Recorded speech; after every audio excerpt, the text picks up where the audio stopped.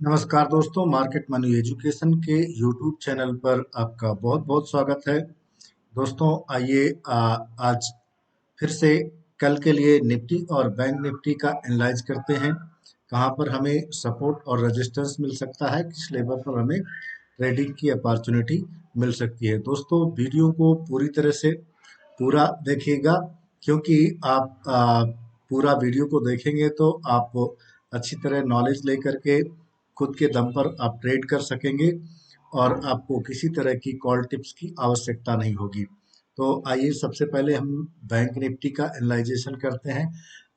हमने सबसे पहले 15 मिनट का टाइम फ्रेम लगाया हुआ है, जो कि इंट्राडे के लिए बेस्ट माना जाता है ट्रेड करने के लिए। आइए सबसे पहले देखते हैं कि हमें बैंक निफ्टी पर क्लोजिंग कहाँ पर मिली। क्लोजिंग हमें मिली हुई है फाइनली लगभग 48,500 के आसपास, यानी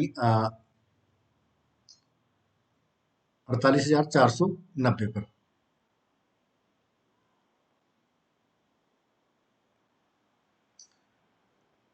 जैसा कि दोस्तों आज मार्केट लगभग 300 से ज़्यादा पॉइंट गैप डाउन ओपन हुई, और गैप डाउन ओपन होते ही मार्केट ने तुरंत रिकवरी दिखाना शुरू किया। विद इन 1 मिनट लगभग 300 पॉइंट ऊपर चढ़ गई। आप देखें कि अगर हम 1 मिनट का टाइम फ्रेम लगाते हैं तो 1 मिनट में देखें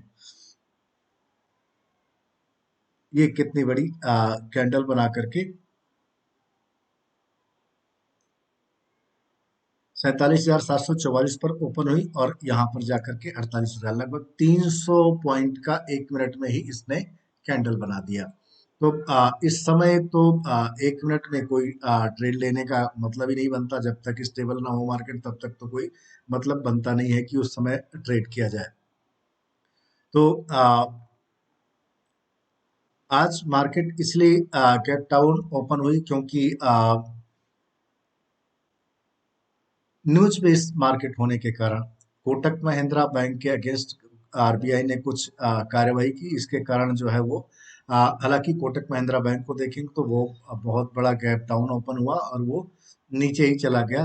लेकिन दूसरे बैंकों ने, दूसरे सेक्टर्स ने अच्छी खासी रिकवरी दिखाई, जिससे आज बैंक निफ्टी ने बहुत अच्छा मोमेंटम दिया। जिन्होंने भी आज ट्रेड किया उनको बहुत अच्छा फायदा हुआ होगा।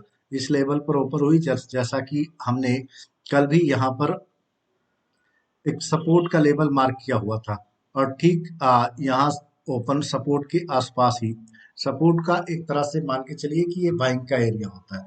यहाँ पर बायर हमेशा एक्टिव रहते हैं और रेजिस्टेंस लेवल पर सेलर एक्टिव होते हैं।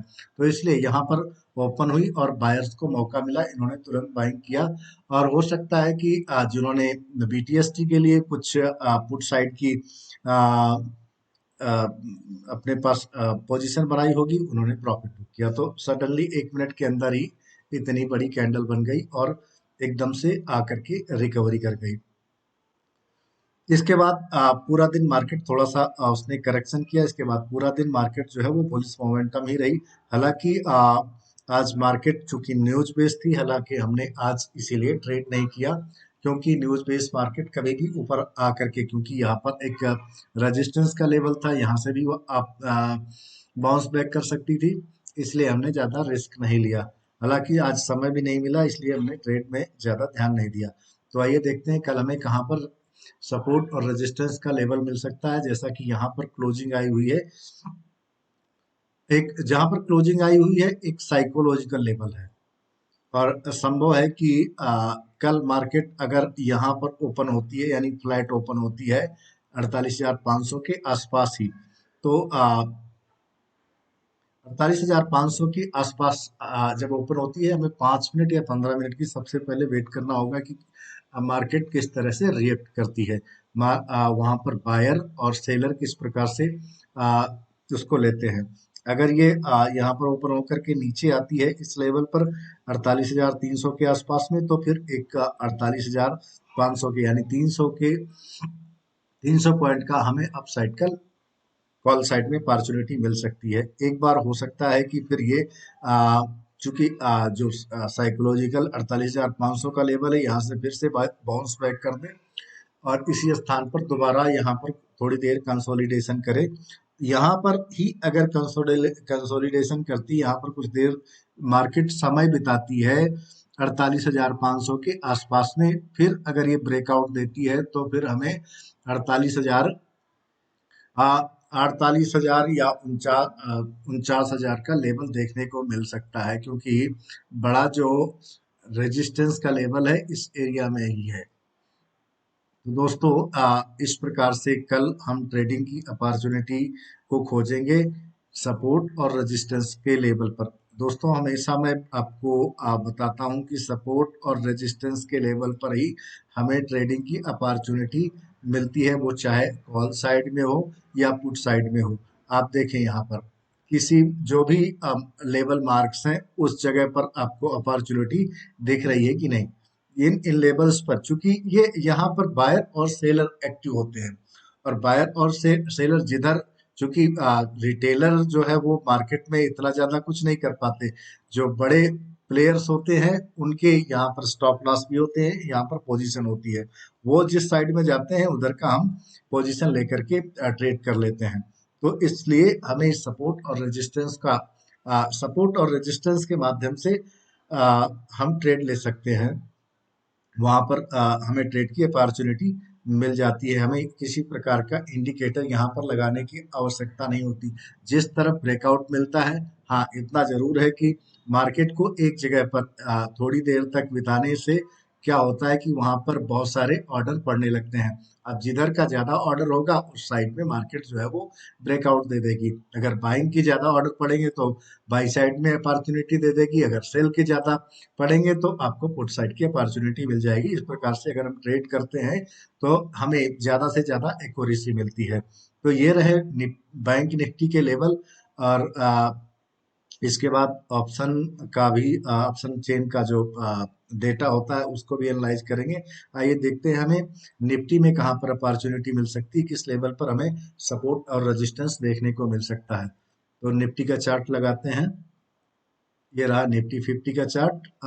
निफ्टी 50 की जो क्लोजिंग है वो 22,570 पर है, यानी साइकोलॉजिकल लेवल के ऊपर है। और ये यहाँ पर भी जैसा कि हमने पहले,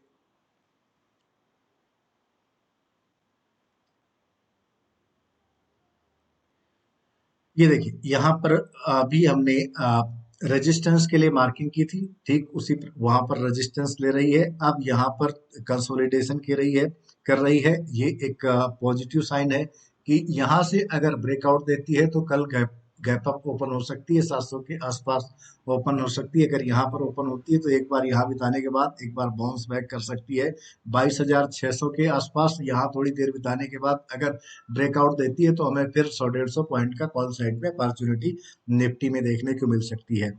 ये जो एरिया है यहाँ पर मार्केट ने आज भी कंसोलिडेशन अच्छा खासा किया है, तो इस एरिया में हमें ट्रेड, नो ट्रेड जोन एक तरह से कह सकते हैं कि इस एरिया में जब भी आएगी वो समय ही बिताएगी, टाइम डीके ही खाएगी, तो इस एरिया में हमें ट्रेड नहीं करना चाहिए। कहाँ से नहीं करना चाहिए, ये जो लेवल है हमारा साढ़े क्या नाम है, 450 से लेकर के 378 के बीच में ये जो लेवल है, ये सिर्फ सेलर का एरिया रहेगा। इसके नीचे अगर ब्रेकआउट देती है तो फिर हमें 50-60 पॉइंट का नीचे साइड में, चूंकि नीचे साइड में यहाँ पर 320 के आसपास में है, फिर इसके बाद 22,000 का जो साइकोलॉजिकल लेवल है यहाँ पर हमें अच्छा खासा सपोर्ट देखने को मिल सकता है। तो ये रहे निफ्टी के लेवल। आइए देखते हैं डाटा क्या कहता है, क्योंकि डाटा, हालांकि डाटा का जो ऑप्शन चेन का डाटा डाटा होता है उसकी रिलायबिलिटी मोस्टली 10 बजे के बाद ही होती है, क्योंकि डेली जो है पोजीशंस बनती है और डेली कट भी जाती हैं। कुछ पोजीशन जो रहती हैं उसका डाटा अवेलेबल रहता है। तो आइए उस पर विचार करते हैं। ये रहा बैंक निफ्टी का डेटा। आप देखिए यहाँ पर जैसा कि 22,500 पर, जहां 48,500 पर जहां पर बैंक निफ्टी की क्लोजिंग आज की आई है, उस स्थान पर ही जबरदस्त कॉल्स की राइटिंग हुई है। तो शायद है कि इसके ऊपर जाना मुश्किल होगा। इसके ऊपर जाएगी तो यहाँ पर भी 22,600, 22,700, 22,800, यहाँ पर हालांकि बहुत कम है। इसके बाद 49,000 जो एक साइकोलॉजिकल लेवल है, यहाँ पर अच्छी खासी कॉल की राइटिंग है। तो इसके ऊपर तो जाना बहुत ही मुश्किल है, लेकिन अगर इसके ऊपर जाती है तो फिर खुला आसमान ही हो जाएगा। वहीं अगर डाउन साइड की बात करें तो आप 400 पर भी अच्छी खासी कॉल राइटिंग की अपेक्षा पुट राइटिंग काफी ज्यादा है, इसलिए इसके नीचे आएगी तो मैक्सिमम आएगी तो 48,200 तक, क्योंकि 48,200 पर भी अच्छी खासी पुट राइटिंग है। इसके नीचे 48,000 का जो लेवल है, क्योंकि साइकोलॉजिकल लेवल होता है, बड़ा लेवल होता है, यहाँ पर भी पुट राइटिंग अच्छी खासी है। तो इसके नीचे मुश्किल ही होगा जाना। अगर गैप डाउन या गैप अप नहीं ओपन होती है तो इन्हीं लेवल के बीच में, यानी मोस्टली जो है इस 1000 पॉइंट के अंदर ही मार्केट रह सकती है, या इसके बीच में रहेगी या इसके बीच में रहेगी। तो इसी बीच में जो हमारे सपोर्ट और रेजिस्टेंस के लेवल है, वहां पर हमें ट्रेडिंग की अपॉर्चुनिटी खोजनी होगी। जैसा कि आप भी अपने ट्रेडिंग पैनल पर, यानी आप जो भी ब्रोकर यूज करते हैं उसके चार्ट पर अपना मार्किंग कर लीजिए, जिससे आपको कल सुबह ट्रेड करने में आसानी मिले। क्योंकि आपको पता रहता है कहाँ सपोर्ट है, कहाँ रेजिस्टेंस है, वहां अगर मार्केट बिता रही उसके बाद ब्रेकआउट पर आप अच्छा खासा ट्रेड ले सकते हैं। निफ्टी की बात करते हैं। निफ्टी की आज एक्सपायरी थी और अगली एक्सपायरी आज तो खत्म हो गई, अगली एक्सपायरी 2 मई को होगी। 2 मई की एक्सपायरी में अगर हम देखते हैं तो यहाँ पर पुट कॉल का जो रेशियो है करीब करीब बराबर ही है, यानी निफ्टी जो है वो अभी एक तरह से साइडवेज की मोमेंटम है। पुट की अपेक्षा थोड़े से कॉल जरूर कम है, यानी पीसीआर वो पॉजिटिव में है। यहाँ देखिए 22,500 का जो साइकोलॉजिकल लेवल है, यहाँ पर कॉल राइटर की अपेक्षा पुट राइटर ज्यादा है। यहाँ पर भी 22,400 के लेवल पर, 22,300 के लेवल पर और 22,200 के लेवल पर यहाँ पर पुट राइटर अच्छे खासे हैं। वहीं देखेंगे अगर कॉल राइटर तो 22,600 का जो लेवल है, यहाँ पर अच्छी खासी कॉल की राइटिंग है। तो 22,600 के ऊपर जाना थोड़ा सा मुश्किल ही दिखता है। इसके ऊपर जाती है तो ये फिर ट्रैप हो सकते हैं।